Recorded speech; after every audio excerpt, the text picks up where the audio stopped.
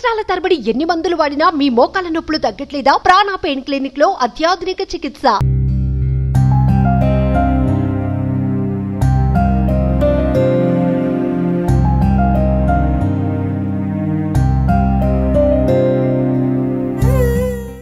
మీరేమైతారండి? చెల్లెలు? చెల్లెలండి. సొంత చెల్లెలా? సొంతం చెల్లెలండి. ఎప్పుడు మాట్లాడారు?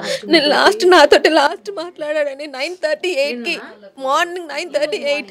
ఎక్కడికి వెళ్తున్నావు, ఇంటికి రా అంటే, లేదు నేను పవిత్ర చనిపోయింది కదా, తన ఇన్సూరెన్స్ కోసం నేను వెళ్తున్నాను, ఎవరు వద్దు నాతోటి, నేను ఒక్కడిని లక్కడి కబుల్కి వెళ్తున్నాను అని చెప్పేసి వెళ్ళిండు. నేను మళ్ళీ తర్వాత కాల్ చేసిన, తర్వాత 10కి కాల్ చేసిన, తిన్నావా అని కాల్ చేసిన, తర్వాత గంట కాల్ చేస్తూనే ఉన్నా, లిఫ్ట్ చేస్తాడు, ఏదో పనిలో ఉన్నాడు కదా అని అందరినీ పంపించిన, అందరి ఫ్రెండ్స్కి, ఇంటి అందరికీ కాల్ చేసినాం, ఎక్కడా లేడు అన్నాడు.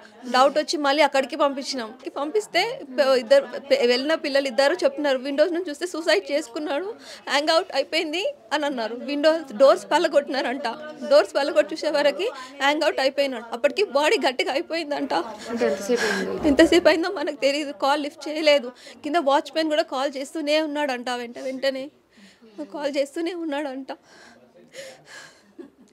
ఏదైనా నాకు మా అన్న లేడు, ఇప్పుడు ఏమన్నా తిట్టినా ఏమి లాభం లేదు.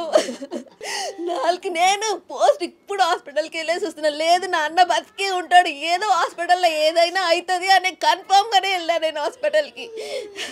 బతుకుతాడనే వెళ్ళినా, దానికోసమనే వెళ్ళినా, లేదా ఆడికి డెడ్ బాడీ వచ్చేసింది. డెడ్ బాడీ అప్పటికి టంగ్ మొత్తం బ్లాక్ అయిపోయింది. మేము ఎవ్వరం గుర్తు రాలేదా? ఆమె చనిపోయిన ఆమె వెంట మొత్తం ఏమొస్తుంది? ఇప్పుడు ఎంతమంది ఉన్నాం కదా, ఒక్క ఆమె కోసం చనిపోతే ఇప్పుడు ఏమొచ్చింది? చిన్న పిల్లలు ఉన్నారు, ఇంతమంది ఉన్నాం కదా, ఆమె పోయింది అయిపోయింది, ఆమె లైఫ్ అక్కడికే ఉంది అనుకుందాం. ఈయన కావాలని ఇంత చేసుకొని ఇప్పుడు ఇంతమంది కదా, చిన్న పిల్లలు ఉన్నారు, ఎవరిని ఇంతవరకు ఒక మాట కూడా అన్నాడు. అంటే ఇప్పుడు ఈ షూటింగ్లో వెళ్ళినప్పటి నుంచి ఆమె ఏవైతే త్రినేని సీరియల్ నుంచి పరిచయం అయిందో అప్పటి నుంచి స్టార్ట్. ఎవరితోటి మా అందరితోటి టచ్లో ఉండలేడు, సరిగ్గా టచ్లో ఉండలేడు. ఆమెనే లోకం అనుకుంటా తిరిగిపోయినాడు మొత్తం. సరే అట్లానైనా సరే అన్నాం, అక్కడ ఉండు ఇక్కడ ఉండు అందరినీ చూసుకో అని మేము అందరికీ ఏమని కూడా ఏమనలేము. అయినని మేము సరే అని ఒప్పుకున్నాము. ఒప్పుకున్న తర్వాత మళ్ళీ ఇట్లా చేసేసిండు.